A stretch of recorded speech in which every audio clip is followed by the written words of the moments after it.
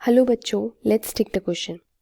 Question कह रहा है which of the following value of heat formation, इनमें से कौन सी हीट फॉर्मेशन की वैल्यू जो है वो लीस्ट स्टेबल होगी, यानी कि सबसे कम स्टेबल होगी। ठीक है, इसका मतलब है कि सबसे कम स्टेबल होगा वो मॉलिक्यूल जिनकी हीट ऑफ फॉर्मेशन की वैल्यू आउट ऑफ दीज कोई एक होगी।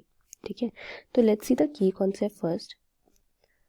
सो key concept is based on heat of formation, right. तो देखो बेसिकली होता क्या है कि हमें बोला है हीट ऑफ फॉर्मेशन के लिए, हीट ऑफ फॉर्मेशन की वैल्यू वो हम कैसे डिफाइन करेंगे। देखो होता क्या है, जो द कंपाउंड जिसकी एनर्जी बहुत कम होती है, ठीक है, the compound with less energy, जिसकी एनर्जी लेस होती है, they are more stable, right, and vice versa. इसका मतलब है कि जिस रिएक्शन में मैक्सिमम हीट इवॉल्व होगी वो ज़्यादा स्टेबल होगी, और जिस रिएक्शन में मैक्सिमम हीट एब्जॉर्ब होगी वो लीस्ट स्टेबल होगी।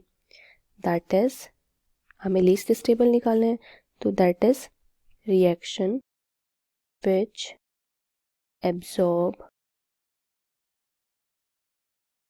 Maximum heat is least stable, right.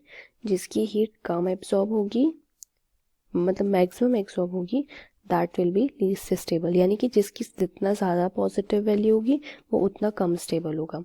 And hence out of these following options we can say, इनमें से कौन किसने सबसे ज़्यादा हीट एब्जॉर्ब करी है, that is option number D.